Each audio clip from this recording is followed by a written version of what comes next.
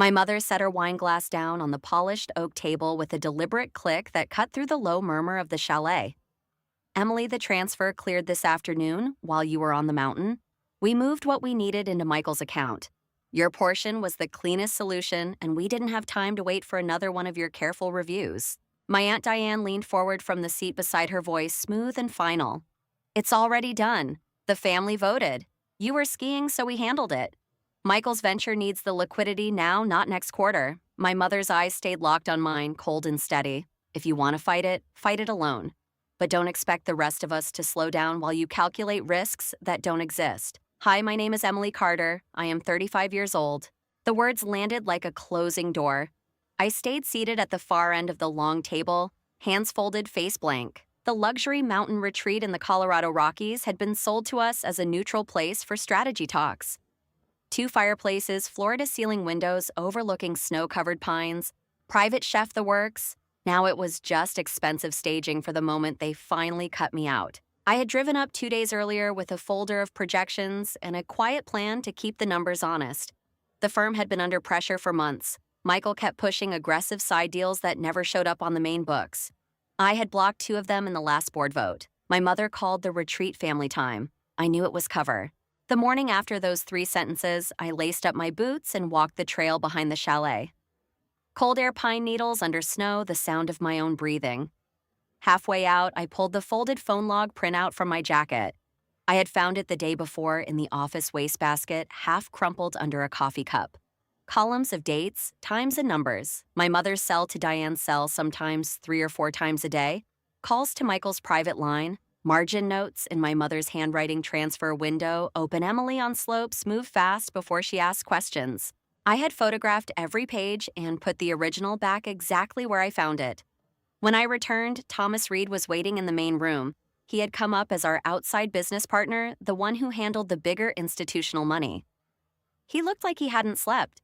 Bank called me at 6 this morning, he said quietly. Hold on one of the operating accounts. Large outbound wires flagged for review. I told them I'd get answers from the family. I'm telling you first because I don't want to be the last person in the room to know what's actually happening. I nodded once. Appreciate the heads up. He rubbed his jaw. If this is Michael's new thing again, sides are going to form fast. I've got my own LPs to answer to. I need to know where the real exposure is. That was the first crack. Business partners were already choosing before the snow melted. I waited until the others left for the afternoon ski run. Then I went back to the small office off the main hall. The door was closed, but the latch hadn't caught. I opened the bottom filing drawer with a straightened paperclip and a steady hand. Under a stack of old property tax folders, I found a plain manila envelope. Inside were printed account statements that had never been shared with the full board. Regular transfers from the main family investment account to a private account titled in Michael's name only. Labeled consulting and management fees. The dates matched the phone log. The amounts were large enough to matter. I photographed every page, closed the drawer, and walked out. My mother was standing in the hallway when I stepped through the door. Find what you were looking for? She asked. Old tax files, I said. Nothing urgent. She studied my face for a second longer than necessary. Some things are better left in the drawer, Emily. The decision is made. Michael needs room to move. The family needs to move with him. I met her eyes. Even when the agreements say otherwise. Her smile was thin. Agreements get updated when people stop being useful. She turned and walked toward the kitchen. I stayed where I was until her footsteps faded, then went to my room and locked the door. That evening, the table felt smaller. Everyone was back from the slopes, faces flushed from cold and wine. My mother raised her glass first. To family decisions made quickly and without unnecessary friction. Diane echoed it. Michael smirked into his glass. Thomas Reed watched me without speaking. I raised mine too, then set it down untouched. Later, when the others drifted to the fire or the hot tub, Thomas caught me on the deck. I ran the numbers from the statements you sent me, he said. If those transfers keep going at this rate, the main accounts will be underwater in 8 weeks. The bank won't wait that long. They're already asking for source documentation. I kept my voice low. How many people know me, the bank's compliance team, and whoever printed that log you found? That's it for now, but it won't stay that way. He looked out at the dark tree line. I'm not picking a side yet, but I'm not going down with something that smells like this. If you have a play, make it before Monday. I nodded. He went back inside. I stayed on the deck until the cold bit through my coat. The phone in my pocket held the photos of the statements and the log. The bank was already moving. Thomas was already hedging. My mother and Diane thought the matter was settled because they had signed papers while I was on a chairlift. They were wrong about the timeline. The weekend still had 48 hours left. The cracks were already showing, and I had learned a long time ago that the most dangerous moves are the ones no one sees coming until the ground shifts under their feet. The cold on the deck had numbed my fingers, but my mind stayed sharp as I stepped back inside the chalet. The fire had burned low in the main room, and most of the others had already gone to their suites. I closed the door behind me and pulled out my phone. I texted Rachel Bennett, the one person outside the family I trusted with numbers that didn't lie. She had helped me audit a messy acquisition 2 years earlier and never repeated a word. Need a second set of eyes on some statements. Can you look tonight if I send photos? She replied in under a minute. Send them. I'm awake. I forwarded the clearest shots of the hidden account statements and the phone log. Then I went to my room, locked the door, and waited. The next morning, the tension in the chalet had thickened overnight. Breakfast was served on the long table where my mother had delivered her announcement. She sat at the head again, Diane on her right, Michael scrolling on his phone at the far end. Thomas Reed came in, last nodded once at me, and took the seat across from Diane. My mother poured herself coffee and spoke without looking up. The bank left a message for the family account this morning. They want documentation on the recent wires. I told them it was internal restructuring and we'd have everything ready by Monday. Emily, since you're the one who usually handles the paperwork, you can pull what they need. The request sounded reasonable on the surface. It wasn't. She was handing me the cleanup job for a transfer she had made without me. I kept my voice even. The statements I have don't match what they're asking for. There are gaps. Diane set her cup down. Gaps can be explained. Michael's venture is moving fast. The family supported it. That should be enough. Michael finally looked up from his phone. Mom's right. You're making this bigger than it is. I needed the capital. You would have said no anyway, so we saved everyone the argument. My mother smiled at him, then turned the smile on me. It didn't reach her eyes. Exactly. You've always been the cautious one, Emily. Sometimes the family needs to move before the cautious one finishes her spreadsheets. We did what had to be done. The jab was personal and precise.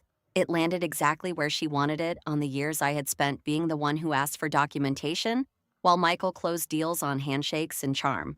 Thomas cleared his throat. The bank isn't going to accept family decision as documentation. They flagged the wires because the amounts and the destination account raised questions. If we don't give them clean paper, they'll freeze more than one account. My mother waved a hand. Then we give them clean paper. Emily can prepare it. She's good at that. I looked at her directly. I won't sign anything that misrepresents where the money went. The table went quiet. Diane's expression tightened. Michael put his phone down. My mother leaned back in her chair. You won't sign. That's an interesting choice, because if the bank starts digging and finds irregularities, everyone's name is on the accounts, including yours. You want to be the one who explains to regulators why the family moved money to support one of its own. She let the sentence hang. It was a threat dressed as concern. Thomas stood up. I need to make a call. He left the room without waiting for an answer. I stayed seated. I'll prepare what the bank actually needs. The real transfers, the real destination. If you want something else on the page, you'll have to find someone else to put it there. My mother's smile disappeared. You're choosing this hill to die on after everything the family has built. Michael is trying to grow something new. You're protecting spreadsheets while the rest of us try to move forward. Diane added voice, soft but sharp. Some people never outgrow needing to be the smartest person in the room, even when it costs the people who raised them. I felt the old, familiar burn in my chest, the one that came every time they framed my caution as selfishness and my boundaries as disloyalty. I didn't let it show. I pushed my chair back and stood. I'll have the accurate summary on your desk by noon, I said. You can decide what to do with it. I walked out before anyone could answer. Rachel called 20 minutes later. I took the call on the deck again away from open windows. The statements are clean on their face, she said, but the pattern is obvious. Regular outflows to the same private account labeled as fees that don't match any invoices I can find. The phone log lines up with the transfer dates. If the bank's compliance team sees this, they'll treat it as potential misappropriation. especially with the amounts involved. How bad, I asked. Bad enough that someone could argue it crosses into civil exposure. Criminal if they can show intent to conceal. Your mother and aunt coordinated it, Michael received it, you were deliberately left out of the loop. That's the story the documents tell. I thanked her and hung up. By noon, I had the summary, ready, accurate sourced, and impossible to spin without lying outright. I printed 2 copies and left one on the desk in the office. The other I kept. Thomas found me in the hallway after lunch. His face was tight. The bank's compliance officer is named Jordan Hale. He just called me directly. He wants a meeting Monday morning with whoever can speak for the family. He mentioned the word review 3 times. That's never good. I nodded. I'll be there. He hesitated. Look, I've known your mother a long time. She's not going to like being questioned. If this turns into a fight between family members, some of the partners are going to pick the side that keeps the money moving. I don't want to be one of them, but I can't go down with something that looks like this. I understand, I said. I'm not asking anyone to pick me. I'm asking for the books to stay honest. He studied me for a second. You're the only one who said that out loud since we got here? That matters. He walked away. The rest of the afternoon passed in uneasy quiet. My mother and Diane spent it in the office with the door closed. Michael took calls on the deck. I stayed in my room reviewing the photos on my phone and building the timeline Rachel had helped me see. At dinner, the atmosphere had shifted from tense to brittle. My mother raised her glass again, but the toast was shorter. To getting through difficult conversations as a family, no one echoed it with any real conviction. After the plates were cleared, she caught me alone in the hallway outside the kitchen. You're making this harder than it needs to be, she said, voice low. Michael needs this chance. The family needs the growth. If you keep pushing the bank to look at every line, you're going to hurt all of us, including yourself. I met her eyes. I'm not the one who moved the money without a vote. Her expression hardened. You were unavailable. We made the call the family needed. If you can't accept that, then maybe you don't belong at the table anymore. She turned and walked back toward the main room before I could answer. I stood there for a long moment, the printed summary still in my hand. The weekend had one more night. Jordan Hale wanted answers on Monday. Thomas was already calculating his exit. Rachel had confirmed what the documents showed. My mother thought the transfer was finished. She thought the only risk was me making noise. She didn't know I had already started building the file that would make the noise impossible to ignore. I went back to my room and forwarded the full timeline phone log statements and dates to Jordan Hale's secure email address from the bank's earlier message. I used my personal account and added one line. These are the records I have. I was not consulted on the transfers. Then I shut the laptop and sat in the dark. The cracks were no longer quiet. They were spreading. And the people who had caused them were still sitting at the same table, raising glasses and calling it unity. They had no idea how fast the ground was about to move. The email to Jordan Hale went out just before midnight. By morning, the chalet felt like a pressure cooker someone had left on high. Breakfast was already tense when my mother walked in, holding her phone like it was evidence in a trial. She stopped at the head of the table and looked straight at me. Jordan Hale from the bank just called. He wants to speak with the person who sent him the timeline last night.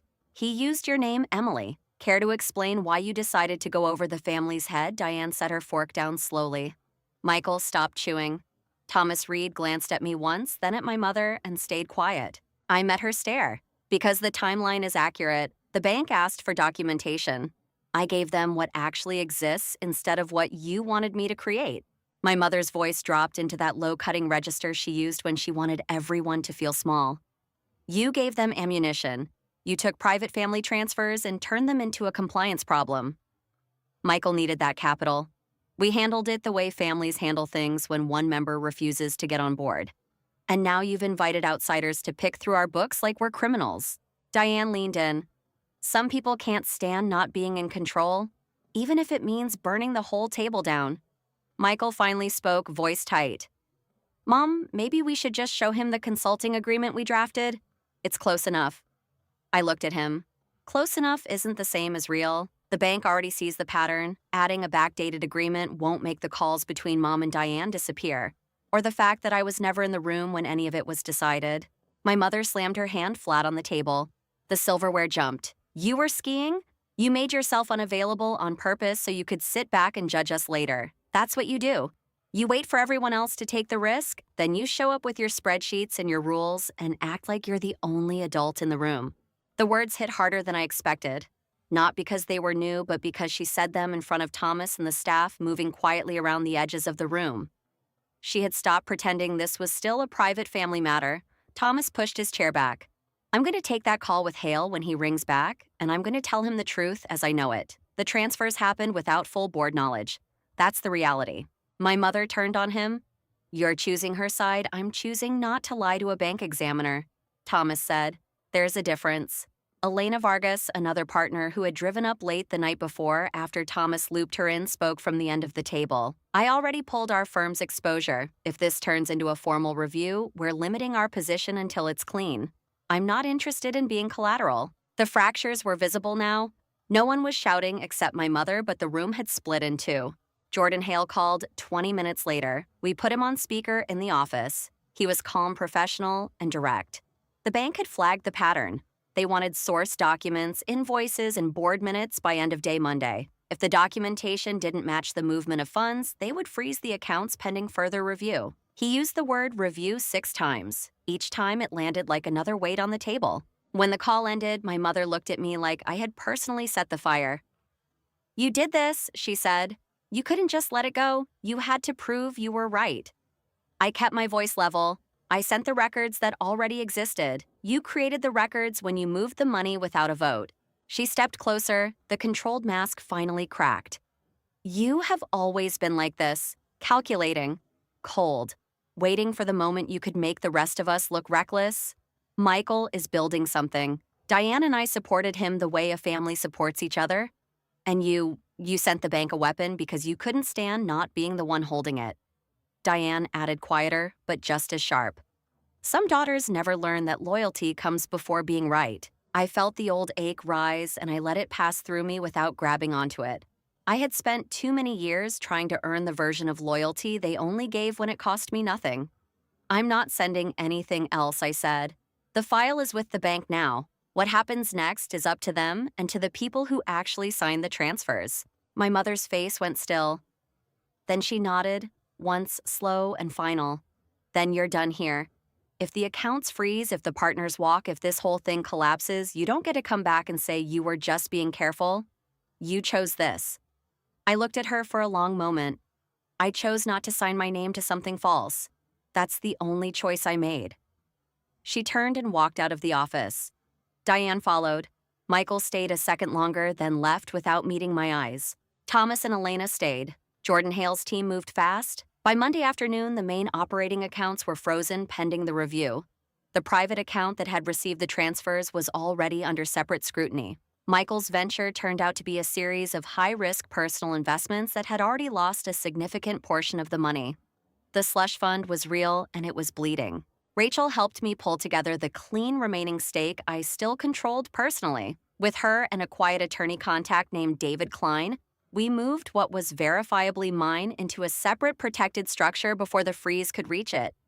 It wasn't dramatic. It was quiet paperwork filed under the radar while the family fought over what was left of the shared accounts.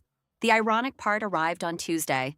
Jordan Hale's preliminary findings showed that the largest transfers could be clawed back as improper distributions. The bank didn't care about family loyalty. They cared about documentation. The money my mother and Diane had pushed into Michael's account was now tied up in legal review. Some of it would likely be redirected to cover legitimate shortfalls in the main accounts.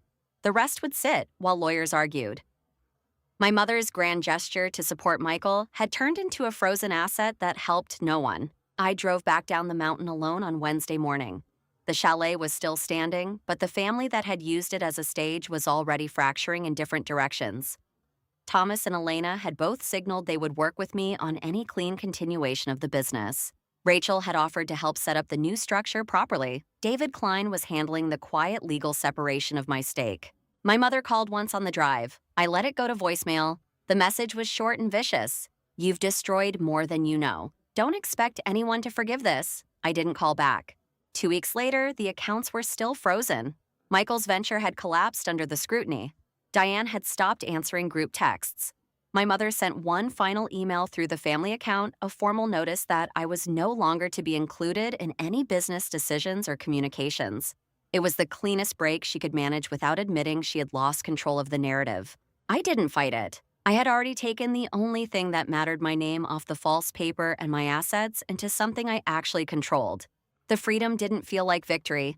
It felt like air after months of holding my breath. Painful cold at first, then steady.